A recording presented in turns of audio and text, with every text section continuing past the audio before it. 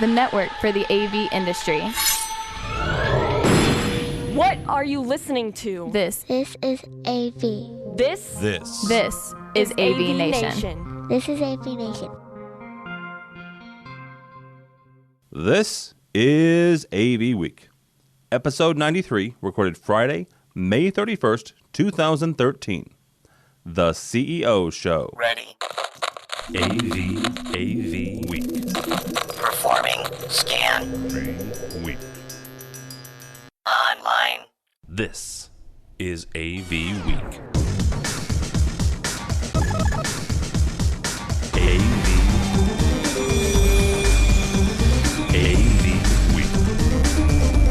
It's time for AV Week, your weekly wrap-up of audiovisual news and information. My name is Tim Albright. I'm your host. With us this week, back because he couldn't get enough of us, is Mr. Ron Callis, the CEO of One Firefly. Welcome, sir. Thank you. Happy to be here. Also with us is Paul Harris, the CEO of Aurora Multimedia. Welcome, sir. How you doing? Thank you for inviting me. And last but not least, because you know what, I had two CEOs and I had to get a third. His name is Doug Fast. He's from NYCE, NYCE Control. Welcome, Mr. Fast. Thank you. Happy to be here. This week we're going to talk about a bunch of stuff from a class you can take at Infocom, which, just for the record, as of this recording, is about a week and a half away. Some crazy person has another story about the Apple TV, you know, the one you hang on your wall. I don't believe it, but we're still going to talk about it. Wireless locks, because everybody loves wireless locks and how to make your house smarter. But you know what? In the world of AV, we don't get a whole lot of breaking news, and we have some this afternoon. We are recording this on May 31st, 2013 at roughly 3 o'clock Eastern, which by my estimation is about 7 UTC or 8 UTC. I always forget. And this one actually involves one of our fine guests, Mr. Callis. The IMAX Private Theatre. Both CE Pro is breaking this, as well as there's a story in Wall Street Journal. And if you go to IMAXPrivateTheatre.com, you can check it out there as well. But Maran, since you had I'm not going to say you had a hand in this. Let's just lay it out there. You had a hand in this, and you've been working on this for some time. Let's just take it down. What exactly is the IMAX Private Theatre? Sure. Thanks for the opportunity. You know, everybody knows the name IMAX. IMAX is probably one of the more well-known brands around the world. And IMAX has now developed a solution for the private home. So we're calling it the IMAX Private Theater. And my company's role, we've actually been on a consulting basis with IMAX for approximately 2 years. And IMAX has played around with the idea for the better part of a decade of entering the home business. And my involvement, my partner Federico Balsoni, along with Theo Kalamarakis, and then Paul Self as a consultant, we've worked with the management team at IMAX over the past several years to develop the product and the go-to-market strategy for this really leading-edge product. And the news, it's exciting, you know, when you've worked on something for so long to finally be able to talk about it publicly. The IMAX Private Theater website went live in May, and on May 3rd, I believe it was Friday, if you Google it, the Hollywood Reporter actually broke the story that Seth MacFarlane, the well-known, producer and director, the guy from Hollywood, is one of the first clients. And so at that point, the cat was out of the bag, and the official position from IMAX is just going public today in the Wall Street Journal and in CE Pro, so to the trade. So it's very exciting. All right, so walk me through this. I mean, this is not just a custom theater, right? I mean, this is it is a custom theater, but it's a custom theater built around the IMAX standard, right? That's right. The theater meets all requirements and specifications as defined by IMAX. In fact, the finished product gets a limited edition plaque stating that it's one of so many theaters sold globally. We estimate, I guess there's different estimates, both here at One Firefly and corporately at IMAX, but we suspect we'll sell in the neighborhood of 10 to 15 of these theaters a year. And the electronics package and the screen and the interaction and involvement of the engineering team is really what the consumer is purchasing. The sticker price is $2.25 million. That does include projectors, speakers, electronics, control systems, video and audio processing, and screen. That does not include the seating and the interior, materials and build out. Does it include a popcorn machine? I think we might be able to throw one of those in. Wow. But, you know what? Here's the thing. You're right about, and there's a line on the IMAX Private Theater website. Everyone has experienced it. Few will own it. This is a different market, right? This is not a Best Buy $2,000 flat screen market. No, this is a very select group of individuals globally that have you have to combine a number of factors for one of these to get sold. I mean, obviously they have to have the means, so they have to have the net worth to where they can spend $2 or $3 million on a room in their home, and for them to simply be able to do that. But then you also have to have the enthusiast, the person that enjoys movies, enjoys entertaining their friends and their family, and there also is a bit of, I think, ego that comes into it. Someone that would want to be one of a very select people in the world that can have one of these theaters. We've thought of and modeled this a bit after the concept of the Bugatti Veyron. When the manufacturer launched the Bugatti Veyron as a car model, it's in the millions of dollars. It's an expensive car, and the initial thought was that they would perhaps sell a few hundred. And in a very short period of time, they actually had back orders exceeding 1,000 for that $1 million plus car. And so we know that the audience is out there. There are more than 1,000 billionaires around the world. And there are certainly, many more than that, people with net worth, in excess of 50 to 100 million. And those are generally the individuals we see buying these. We also have recently gained corporate approval to place the private theater into community developments, such as high-rises. Oh, so wow. As long as tickets are not being sold, then we can likely place this theater into a high-rise or community development. Wow. Real quick, and we'll get on to the rest of the stories. Can you talk about what's in it? I mean, can you talk about, you mentioned that the price tag comes with, it includes the projection and the sound and the processing. Can you talk about any of it? Is it all branded IMAX, or is there a specific brand of speaker and projector you're using? Now, every piece of gear at the end is labeled IMAX. Okay. There's no piece of gear in the solution, from the control processor to the projectors and beyond that say another name other than IMAX. Okay. The majority of the products are in-house engineered and manufactured. There are a couple of products that are OEM'd and then souped up with IMAX special sauce in order to have them meet the IMAX criteria and set of specifications. All right. Hopefully that answers it. It does. And one last question: do you think that they will ever show this at Infocom, or not NAB but CES or another trade show? And if so, how would they work that? Like, would they build it specifically on the show floor? Sure, that's a great question. Where we're at right now is IMAX is based in Toronto, Mississauga, up in I believe that's Ontario. And at their headquarters, they have the R&D lab where we've already started taking some of we're calling them partners. These are the integrators that are signed on to both sell and install the IMAX private theater.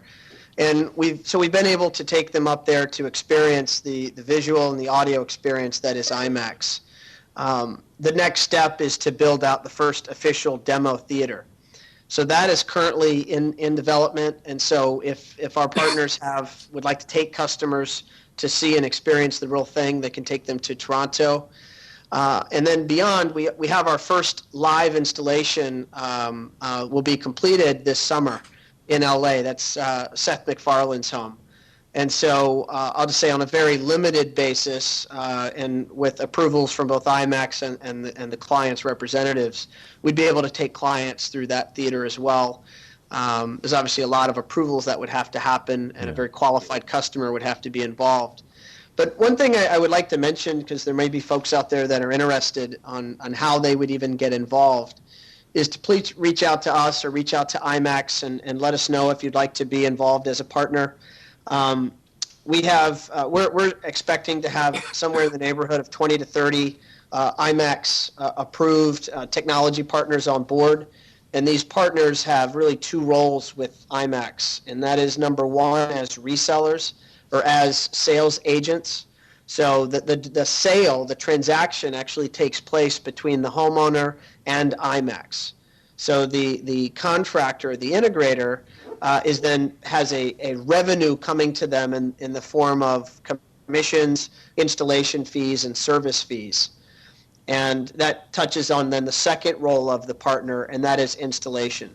So even if IMAX makes the sale directly, which that will happen on occasion, then they're still going to be coming to their partners for installation support. Okay, so that's not quite a true integration partner setup like an AMX or a Lutron. It's non-conventional for sure. Yeah, it's very cool. I wish I could spend the whole hour talking about this, but it's been fantastically exciting being involved with it. I've been a movie fan since I can remember, and to have my firm be in this position and to see the first article come out, or the first ad come out in Robb Report last month. It was I had to pinch myself just to to realize that it was real. And now we're on to the task at hand, which is making this a successful launch and making sales. Well, yeah, now you actually have to do the work, so very cool. Well, first, congratulations to you guys, seriously. All right, moving on to the Business Insider. We have another, let's call them a reporter, but I'm going to I'll save that judgment till later. This gentleman was on a tour of Taiwan and China and met with some manufacturers and got what they are going to call, quote-unquote, inside information about a Apple display. They're going to call it ITV. First of all, I even hesitated to do the story because it felt like for the first year after Steve Jobs' passing, it was like every week or so somebody had an absolute ironclad guarantee that we're going to have an Apple TV, and those have died down. Paul, if this ever happens, well, first of all, how likely is this product ever to happen? And I've heard this plenty of times about this Apple TV, and their first attempt was not exactly a great success. The biggest problem I see with Apple is that they don't share their technology. So everything's very proprietary to them. They control the experience, as they would claim to say. But the problem is when you sometimes try to control the experience, you do ostracize a lot of other people in the process. For example, I had recently just gotten another Android phone, the S4. And the thing seems to be technically more advanced than the iPhone 5. And it's not because Apple's not capable of making a newer, better product, but they're only one company against how many Android manufacturers that because the technology is being shared. What tends to happen in the history of technology is other people will group together, just like the VCR beta was, and beta was the better technology, but they wanted it all to themselves. And as a result, VCR won out because of a lot of other manufacturers making the technology, making it for less. And that's what you see happening here. You have different varieties and sizes of Android this, Android that. Android's come a long way. The latest OSs are very comparable to the Apple. And to get manufacturers to put, what's the chances of getting Sharp to put Apple technology inside a Sharp TV? It's not really going to happen. So you're always relying on an external box, whereas a manufacturer like a Sharp or a Samsung is going to react back, and they're going to put Android inside their TVs and do the same exact thing, but on their own terms. Yeah. Yeah, I don't know that I would have used Sharp in that instance, because I don't know that they're going to be putting anything in TVs in about 6 months. But that's just because they're on the ropes. Let's just say, Doug, when it comes to this particular product, the Apple TV or the iTV or the iDisplay, whatever it is they end up calling it, how big of an impact would this happen? Would this have on the AV industry? I think it would be significant. There's a lot of major players looking at the space. Everything's got broadband. Everything's trying to be connected. Everybody's looking at it. So it wouldn't surprise me if Apple's really looking at it. Paul does have a point that Apple tends to be proprietary, and some of the others are more open. But Apple's focused on selling simplicity, not technology, whereas some of the others just want to sell the technology. It's on the trajectory of broadband, everything connected all the time, the glasses and all of that. So there's certainly something like this coming out, but everything is blending and converging and merging. Internet of Things, sensorization, like it's happening. It just depends, can Apple do it, given where they're at now? If they don't, somebody will. Yeah. Ron, Doug mentioned the fact that Apple's selling simplicity. They're also selling, the whole integration. At least it feels like it. According to this report, there's going to be integration between the FaceTime and this whole display thing. It feels to me that they're almost following the Microsoft Surface / Xbox / Slate model. Is that a fair assessment, or are they doing something totally on their own? Well, I've been an Apple fan. Maybe I'm a late bloomer, but I've been an Apple fan since the iPod, and I actually still have my archaic brick-sized iPad. The big white or iPod. The at least the that's white what one. It feels like. What now? The big white one with the 4 buttons at the top. The big white one with the shiny metal case. It's about maybe half an inch or 3/4 of an inch thick. Or at least that's what it seems like. So, I'm a huge fan of Apple. I think that what they do in terms of their gear for the home, for the iPad, it's revolutionized our industry. I'll just keep it at up in the clouds level. I won't be surprised if they do launch a TV that it will also revolutionize. It'll be another shockwave to our industry. If you couple that, the iTV concept with the Apple TV, which is just a wonderful content delivery box. It's fun. It's easy to use. My wife can use it. She likes using it. She didn't have to get trained on how to use it. I'm very optimistic that it'll probably just be a huge success. Assuming that they launch and they don't have manufacturing issues and it's a reliable product like everything else they sell. I think it'll be probably some of the biggest news of the year. Yeah, you're probably right. If they ever can do it, then it will be revolutionary. I gave a lot of ifs there. So here's the thing. Somebody on the article, people below in the comments said, you know what, they worked on a quote unquote phone for years that people said they weren't really working on, and then suddenly, they have the iPhone. Well, you know what? Let them work on it for a few more years, and they can probably hit it out of the park. So. From Listen Technologies, Infocom, as I mentioned, is about a week and a half away from this recording here. 12th, 13th, and 14th of June. You can take training and stuff like that a couple days before then, though. It's in Orlando, and Listen Technologies is doing something cool. They are having a session called Hearing Disability Compliance Overview, done by Corey Schaefer, the co-founder of Listen Technologies. Actually, Paul, we're going to kick this off with you. When it comes to ADA, and that's actually what the training is kind of spun off from, is the Americans with Disabilities Act compliance. What kind of impact or effect has that legislation, has ADA had on our industry? I'm going to have to kind of pass on this question because I really don't get involved heavily with that one, so I don't want to comment on something I'm not thoroughly involved in. So that's one of those topics that might be better suited by one of the other people on this. All right, Ron, do you know what what kind of impact this has had on us? Tim, I don't want to do this to you, but never mind. I'm going to defer this to Doug. Sure, defer to the Canadian that this doesn't apply to. Oh, very nice. You're striking out, Tim. Very well done. Do you guys have an ADA? Not that I'm aware of. I will step in and say one thing. Yeah. I do know the people over at Listen Technologies, and they make fantastic products over there. But in the scheme of the overall, at least commercial AV space, they're very unique in what they do. They focused and honed in on a very specific sector of the market, which is the assistive hearing area. And from what I've heard, they do a great job. I can't say that I personally have utilized it because obviously I don't have hearing issues, but they fill a big need in the industry.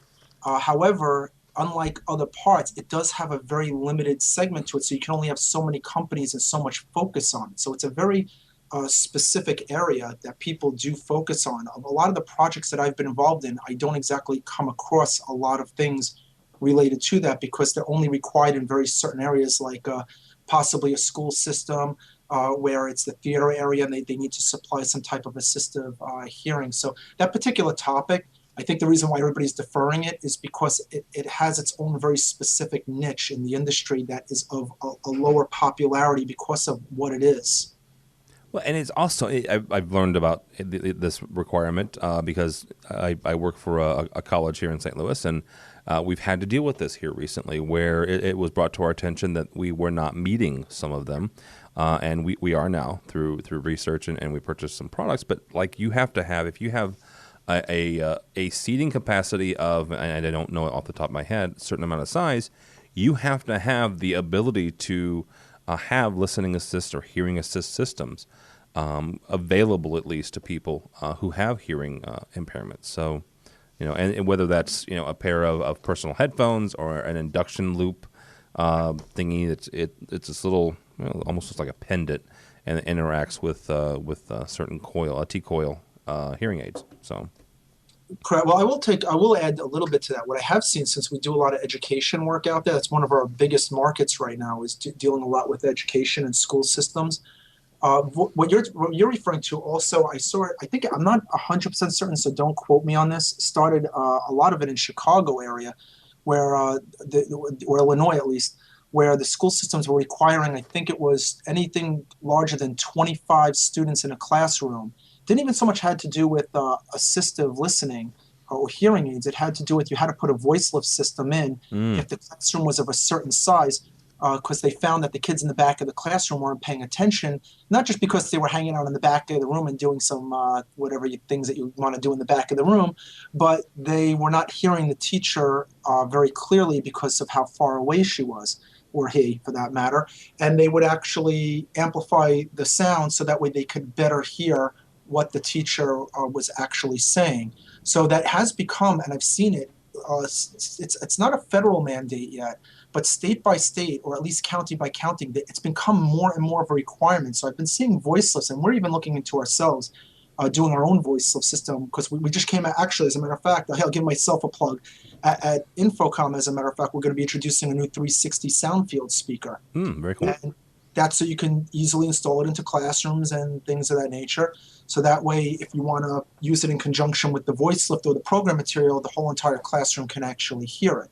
So that's kind of an example. But that's what I have seen a popular thing is, I see good use in it. I have kids, and to know that they can hear what the teacher's saying is always a good thing. No, absolutely is. Absolutely is. Next up on our chopping block here, control a wireless speaker just by putting your phone on it. It comes to us from Gizmodo. Doug, when it comes to technology and stuff, it feels like we are pushing for wireless. Everybody in the world is wanting to go wireless. Why would we all want to go wireless, I guess?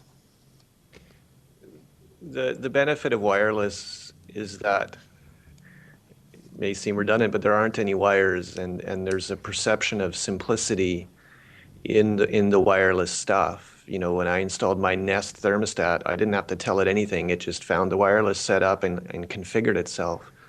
I don't have to run the cables. The mobility works, and with something like this, I don't have to figure out how to plug my phone in. I just drop it on. So it's a drive for simplicity and just ease of use. For techie people, they want to read. Well, they don't want to read the manual, but they want to fiddle. My wife doesn't want to fiddle, right? She's got kids. She's got to do all the stuff. She just wants it to work. And so I think it's just a drive for it to just work is really what's pushing it. Ron, what are some of besides, obviously, Doug, you mentioned the simplicity of it, what are some of the other strengths that wireless has over maybe having a wired system? Well, you get access to a much larger marketplace. If you look at the number of homes or commercial facilities that have I'll call it the necessary and appropriate amount of infrastructure already in place, that's a very small fraction compared to, and that generally happens with new construction, right, where you can pull the wires that you need to put in place. But if you look at the volume of the world, buildings already exist. Your high-rises exist, your homes exist, your buildings exist. So if you can now just simply plug something in and have it work, the manufacturers that are designing wireless solutions and technologies are obviously trying to capitalize on that, very large built-in marketplace. Yeah, and that's, you guys make a good point. The only other thing is I'm always, I don't know, maybe I'm an old fuddy-duddy, but I'm always a big fan of having something that's wired. But we're going to move on to something else that's wired. The Schlage, S-C-H-L-A-G-E. Anybody want to take a stab at how you say that? I believe it's Schlage. Thank you. Schlage Camelot touchscreen deadbolt. And here is the one thing that caught me up about this, and we'll get to why we're doing this in a second, is the scenario. It's Monday morning, and you're late for work, and you forgot your house keys. And you've locked your keys inside your house. Now, the one thing that's interesting about that is the fact that I'm not quite sure how you drove to work if you locked your keys in your house. But, hey, I'm not the writer. Paul, when it comes to, we did a show a couple months ago. Actually, it was a preview to ISE, and we had on it a number of integrators from Europe, and I was flattened by the number of, and this is weird, the market in Europe for wireless and keypad deadbolts. And it doesn't feel like it's that big in the U.S. Is there a reason for that, or are we just, we still, we like our keys, I guess? I think part of it is that we're I wouldn't say we're right away becoming behind. Well, we are becoming behind the technology, in a nutshell. A lot of the other countries are building. There's always an advantage when you're the next one in line to build. It's like technology. Whoever comes out with the thing today has already surpassed the person who just did it last week, and so forth. Well, countries are no different. I mean, if they're in a building mode where at one point they didn't have what we have, and now they're putting into place something that we already have, they're going to obviously do it better because of whatever technology they're purchasing at that given time. Every time you buy something at the time, it always seems state of the art, and then no one wants to replace it until it absolutely becomes necessary. And time, things just take time. I mean, look at how long the CD player took to really take hold of the market. It took a long time. And then just as it really took hold of the market, then DVDs started hitting. And then there was talk of using DVDs in place of audio CDs, but that never happened because MP3 came along. And then, and so on and so on, and the cloud, and it goes on and on and on. And so, yeah, there's a possibility that as we learn to upgrade, we might even surpass what they're doing at some point. When it comes to door locks, I think it's one of those technologies where unless you're building a new house and you include it in that house, no one's going to run out and spend $100 or whatever this thing costs to just go throw a new door lock onto their door, when a key works really just fine for the most part. I did look at it real quick at the link. One of my concerns, and I didn't read to see if it had it, is if it's security, does it shuffle the numbers around? Because if it doesn't, that's kind of a security problem there, because you'd want to shuffle the numbers every single time randomly so that people can't track your pattern. So, you're at nighttime, you get all these wonderful camera phones all over the place that people love to record people with. and you're going into your front door, and people get to not only record you with these nice big bright blue buttons of 0 through 9 or whatever numbers they had on it, but you also get to see the actual positioning of your fingers as you strike the key areas. So that would be my bigger concern from the security aspect of it is, do they shuffle the numbers? Well, and Ron, Paul makes a good point. Is it maybe better not to have the keypad, but where we get back into biometric controls and RF tags? I think certainly, but I think it's one step at a time. I think you have to, there's a paradigm shift that really would have to take place here in North America. And I'll say maybe a comparison is lighting control and the light switch. The light switch, your on-off switch is one of your oldest types of technology in the home. And this is, from my lighting background, I'm familiar with, how Lutron and Crestron Advantage and some of these guys present their technologies to the marketplace. And, they don't look at putting a dimmer in the home or a smart switch in the home as the competition is brand XYZ, but rather the competition is, a $3 light switch from Home Depot. And I think the same goes for, electronic, wireless pads such as this product from Schlage, this wireless deadbolt, is that people are simply in a pattern. Certainly the older generation, maybe my generation and older, are used to just pulling out your key and unlocking the door. Whereas the next generation, the kids are growing up from the time they're toddlers with a phone or some type of electronic device in their hand, and it is likely that they are going to be more quicker to adopt some type of phone or pad controlled locking and unlocking mechanism for their door. And, I think as we move forward, technology is going to find its way into more and more of our lives. I do think it's very interesting, and I'm not sure I have an opinion on why it is the case, that they'd be quicker to adopt technology such as this in Europe than in the U.S. I think that's an interesting thing to analyze. But, I think it just would take time and a concerted, dedicated marketing effort to get the message out that a technology like this exists. Your average, homeowner probably doesn't even know that you could do this. Well, you make a good point about the technology and about the devices that are in our hands. Actually, not this last year, but a year ago. So CES 2012, I think Schlage and a couple of other competitors had a lock that had an NFC, a near field communication device. So if you had a cell phone like the Google Nexus, and you could just set it up and wave your phone, and there you go. So it just sucks if you lose your phone, though. Thank you. You are listening to AV Week. We're not wrapping up. I'm just halfway point. Reintroducing our guest is what they call it in the broadcast business. Doug Fast, the CEO of NYCE Control. Paul Harris is here as well, CEO of Aurora. And rounding out our CEO roundtable is Ron Callis from One Firefly. From Business Vancouver, which I'm assuming is a Vancouver publication. That was a joke. How to make your house smarter. And Doug, actually, this is a story about you guys. NYCE, and it's spelled NYCE, and so I had to ask him beforehand how you pronounce it. NYCE Control makes they make sensors that interact with different cable modems and stuff like that to allow cable providers to give you security and some other things. And when we talk about wireless, you mentioned the fact that it's just easy, right? It's a simplicity of it. Yeah, it is. How does NYCE figure into home automation?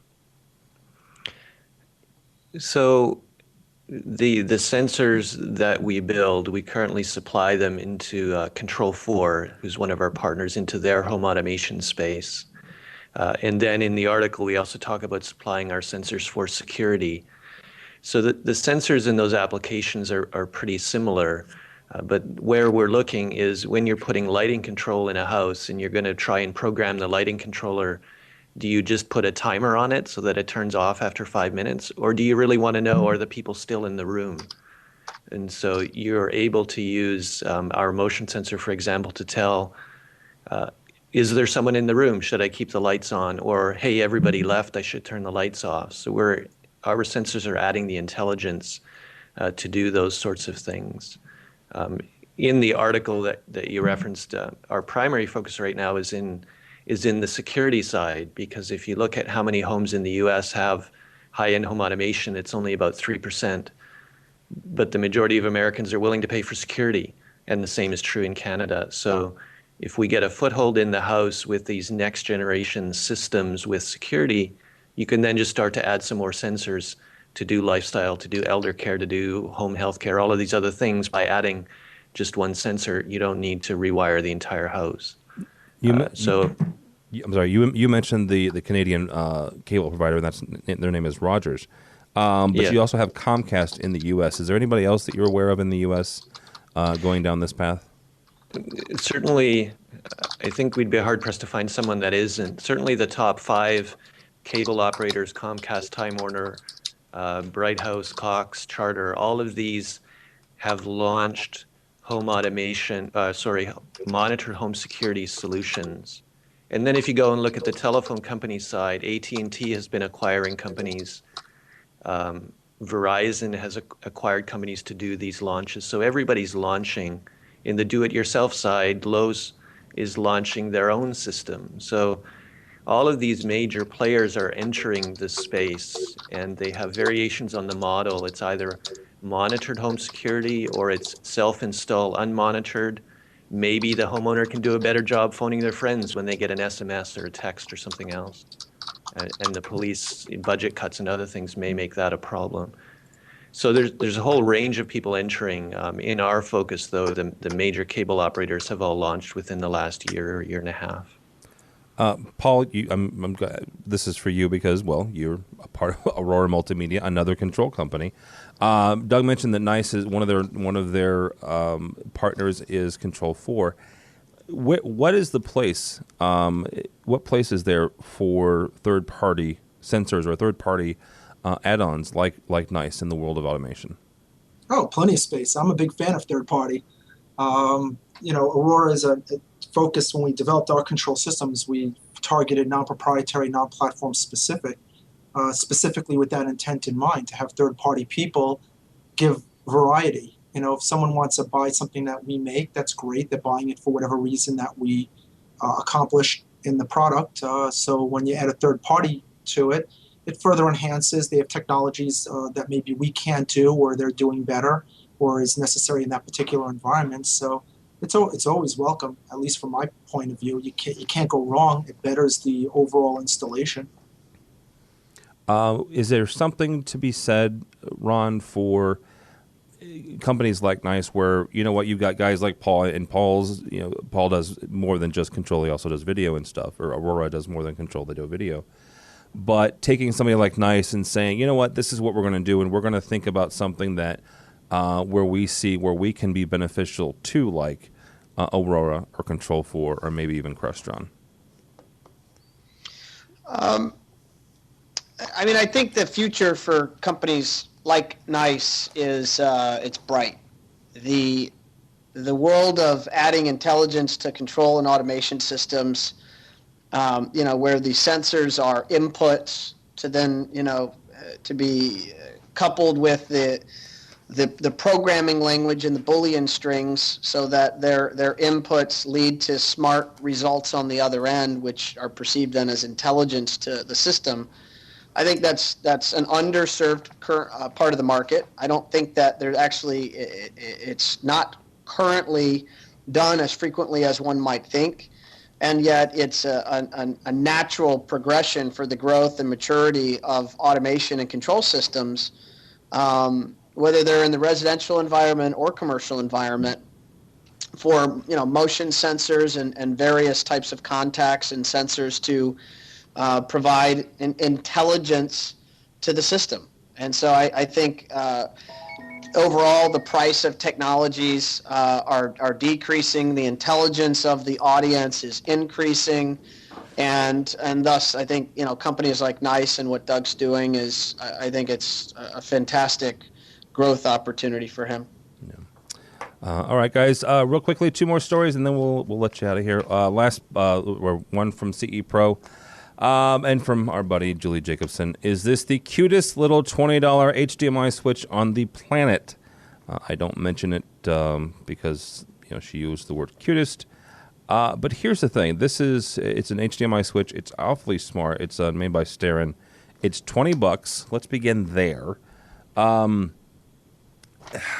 Paul, is this? Are we getting to the point where at least it feels like this HDMI switch and HDMI switching capabilities in general is becoming the next commodity in AV?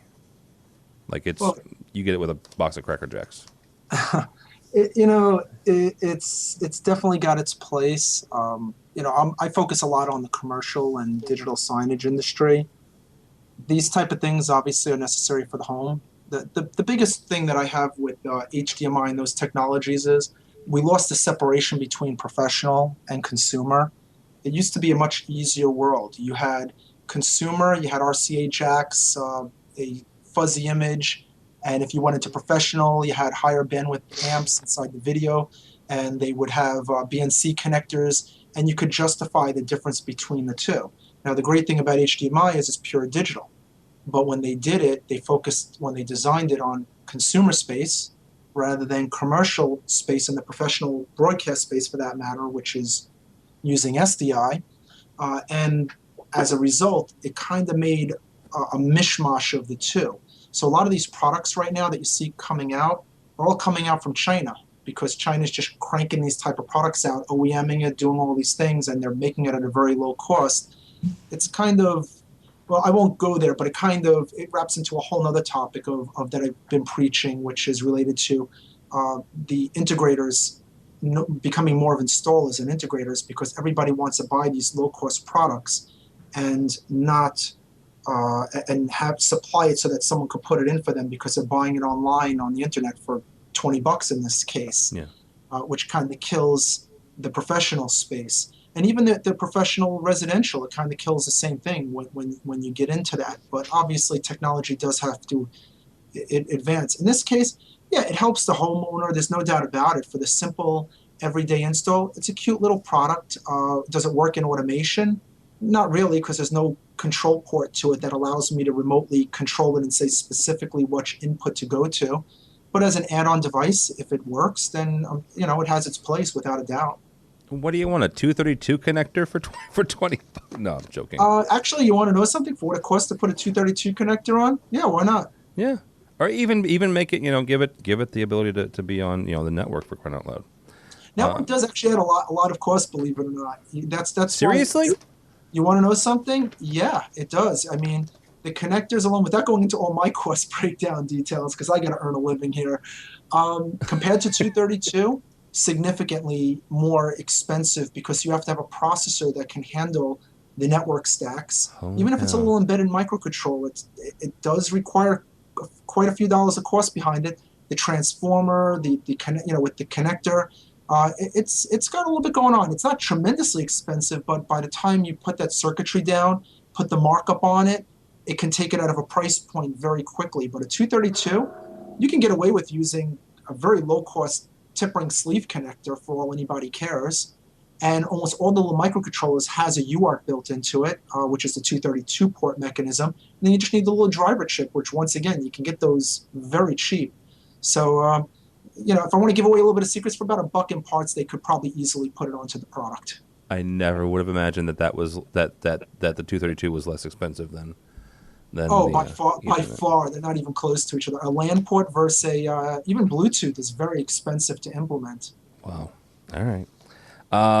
Ron, at least relative, you know what I mean? No, I got relative, yeah, but that was the one thing that, who was it? Some engineer at Crestron or AMX once told me that within 5 years, and this would have been by 2016, 2017, they won't have, or he doesn't see them having any sort of 232 control on most of their processors. And go ahead. I would, I would. You'd think that, but there's something about 232 that's just nice and simple. I mean, USB. I mean, every technology's got its its pros and its cons. And actually, I'm going to go back to one of the other topics you just talked about just when you get into this conversation. The beautiful thing about 232 is it's simple, stupid, very low cost. It's been around forever, and you can go hundreds of feet with it if you want at the right baud rate with the right cable. USB, great technology, but once again, designed for consumer. Mm-hmm. Even though RS-232 was in the consumer space as well, but it's high bandwidth. You can't go 100 feet with USB without using an extender, which then you're talking, $100, $200 for an extender pair and a Cat5 cable. You're really limited to about, 10 no more than 15, 20 feet with a USB cable. If you use USB 3.0, I think it even goes, I think it's the same because they just double the pairs. But the point is that I'm making, everything has its place. So when you're talking about wireless before, one of the things, and that's why I'm jumping back into that topic, it's the same thing. Next week when you're at Infocom, good luck trying to use your Bluetooth headset. Oh, yeah. I guarantee you will have a hard time and want to put it back in your pocket. And the reason why is because there's so much interference from all the Wi-Fi, from all the other Bluetooths, that your Bluetooth is going to crack and break up during that environment. So here's a great technology. When you're in the reasonable and right environment, it has its place. It's limited to 30 feet, and that's under ideal conditions based on where antennas are located and things of that nature. What a lot of people don't realize is that Bluetooth actually can go 300 feet if you use the Class 1 Bluetooth. A lot of people don't even know that there is a Class 1 Bluetooth. Same specification, just more juice to it. Yeah. But even with the extended distance, you're still going to get the problems that are related to it. But when it comes to 232, in 5 years, is it possible it might disappear? I don't know. I may give it more of about 10 years before it disappears. 5 years, I think, is still cutting it a little close. Every device I see out there still has a good old-fashioned 232 port. Because you know what? What happens when you can't get onto the network or you can't get onto the LAN? What do you usually use to configure? The front panel of the 232 port. Yeah, no, that's true. Even the Series 3 Crestron processors, they have a 232 port. It's not the old-fashioned DB9. It's their Phoenix connectors. They're the Phoenix connectors, but they still have them. So, Ron, when it comes to, Paul mentioned the fact that when this whole digital HDMI thing, residential and commercial, pro and just consumer electronics, they've been mashed together. Why did that happen? Well, I'm sure there are multiple reasons, but a primary reason that happened was when the market melted down in 2008. The consumer integrator, the residential integrator, needed work, and so he found himself out in the marketplace looking for work, and he ended up picking up a significantly larger percentage of commercial work than historically, at least for the past 10 to 15 years of our industry, an integrator was participating in. I think that's at least one perspective on why we're seeing the residential and the commercial merge. Residential work appears to be a bit cyclical and much more reliant on the economy, perhaps, and it's residential work is much less mature.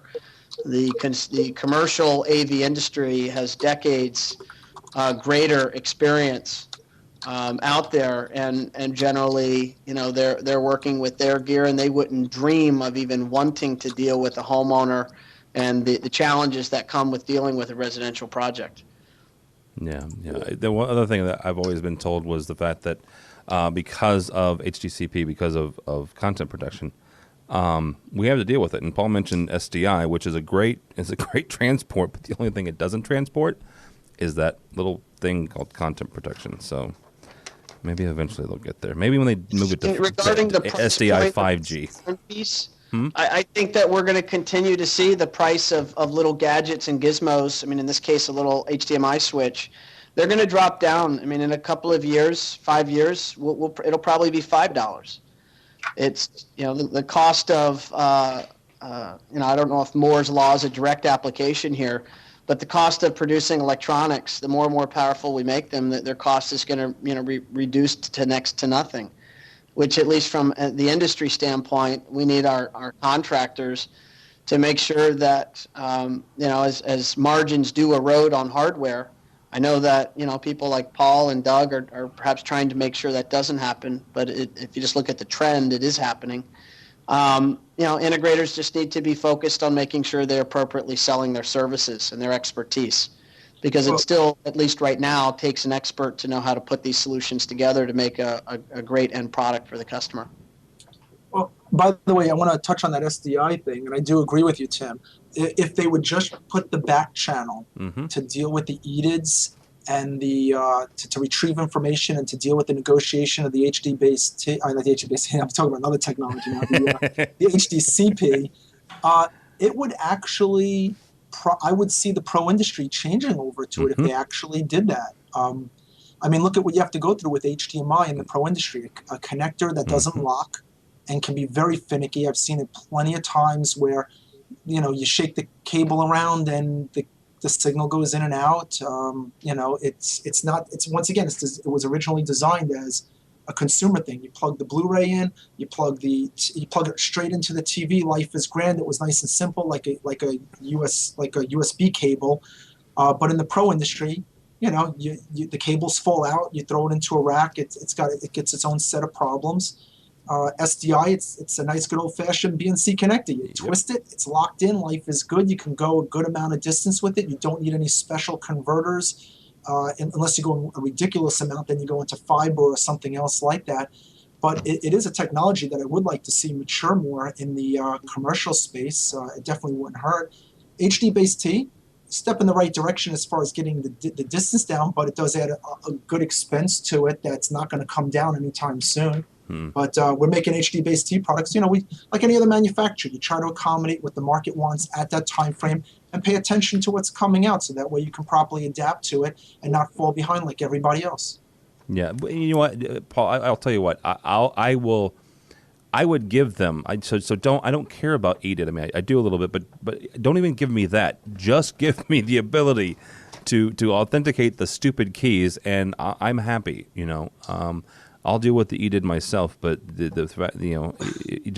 right. Give me the back channel so I can negotiate. EDID has its place. Even in the professional industry, EDID on one hand can cause problems, but as long as you can override it, it's a great thing. But EDID does have its place, because when you do first plug it in, the beautiful thing about an EDID is it does reveal the capabilities. To the display device or the destination, it doesn't know that it even has really an EDID inside of it. It's kind of dumb to the display. A lot of people think that there's a super smart communication going on with EDIDs. There's not. It's only important to the source, and the source is what retrieves it. The display could care less of what the EDID says, has no idea what's there. It's important to have the proper information available that's revealed from the EDID, but the source device is what uses that, and that's what tells it what is its native capability that I should be putting out the signal? What type of audio can it handle? Does it have audio? So these are the things that comes in very handy from an initial plug-in. But it is nice to have the ability to override that, which most devices do. If you ever notice in your cable box or one of the other peripherals, there's always a way to just do auto or force it to 720p or 1080p or 1080i. So as long as you have the ability to override, it's not a bad thing. But if you got, let's say, a professional Blu-ray player and the display can't handle its capability and it's not set up correctly, and now it didn't default to its native whatever it read off of it, how are you going to see it on the screen to change it? Yeah, no, and that's true. That's true. I didn't think about that, but I was just trying to give me the content protection. That would be nice. That'll come with the two-way communication now. It would, and you know what? I made the joke about 5G. They've got SDI 4G, 3G, yeah, 3G. And if all they need to do is give some sort of back channel, and they could do pretty much whatever the heck they want. I'll take any G at this point that puts it in. Yeah. All right, guys. Last but not least, this comes to us from Lifehacker. The question is, what's the oldest software you're using? And on it is a picture of a Windows 98 installation at a bookstore. My personal is that we have a teleprompter at the college that I work for that uses Windows 95. And it, for no other reason, is because that's the software that we have, and we don't use it very often. And to replace it would mean buying a whole new installation, which is several $1,000s, and the computer still runs.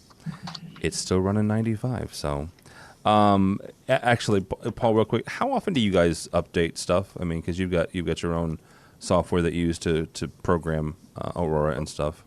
Oh my God, we still have old stuff. We don't want to use 98. I'd say we kind of fell away from that. We still have XP around here because a lot of people still like it. It's reliable, it's solid. Millennium, if you have it, will shoot you. Yeah, that's you're asking for a death sentence on that one. But as far as we still have XP around here, it works. It works well. Windows 7 I use. Windows 7 is great. Windows 8. Great, but they need to clean some things up, which is coming up in a firmware update. They took away too much too fast, and they caused a lot of confusion. But we do find that you every time they come out the new OS, we find out that we have to do this or do that to make the stuff work again. So we're constantly updating firmware every time someone comes out with something. I wish they would just keep what was working, and then advance it. Yeah, absolutely. Doug, what are you guys using at NYCE? What's the oldest stuff you're using at NYCE? I think it would have to be XP. Okay. I think because we're not that old as a company. 2010, and I think 98 was gone by then. So yeah, XP it would be. Very good. And Mr. Callis, you're a Mac guy though. We just retired our last XP machine about 2 weeks ago. Wow. So we're running 7 across the board. Very good. I noticed that no one said OS 9. Mac OS 9 or Windows Vista. So, guys, thank you so much for joining us. With us has been Mr. Ron Callis, the CEO of One Firefly. Sir, thank you so much. Oh, thanks for the opportunity. And how can people get a hold of you, follow you, website, Twitter, anything like that? Best place is our website, onefirefly.com. That's spelled out, O-N-E, firefly.com. And you can also find us on Facebook at One Firefly LLC. So facebook.com/onefireflyllc.com. One Firefly LLC. All right. Real quickly, I forgot to ask you this. Is One Firefly going to be one of the partners for IMAX for the private theater? No, we're the channel manager. Okay. So we are officially doing all of the hiring, firing, management, and support of for IMAX for North and South America. Okay. I was going to point people to you if they wanted one of these, but just go to the website. Go to IMAX and it will that will land in my email. Okay. Mr. Paul Harris, the CEO of Aurora Multimedia, thank you, sir. Yeah, thank you so much for inviting me on again. I always enjoy having these being on this program. Absolutely. And how can people get a hold of you or get a hold of Aurora Multimedia?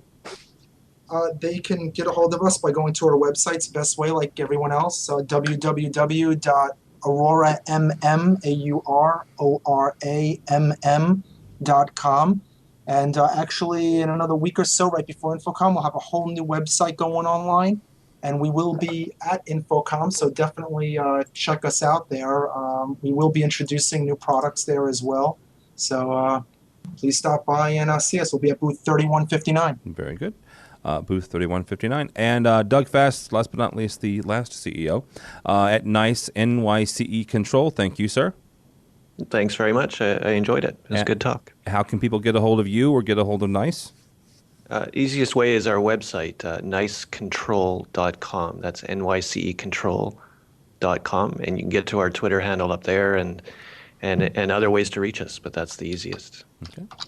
My name is Tim Albright. I've been your host. If you'd like to follow me, it is Tim David, TD Albright on Twitter. But more importantly for me and everybody here, go by the website, AVNation.tv. AVNation.tv. You'll find this program as well as a host of others. We've talked about InfoComm for a little bit today. Next Friday, we're going to have some of the old game back, Mr. Tucker, AV Dawn, Matt Scott, and some others talking about InfoComm and preparing everybody for it.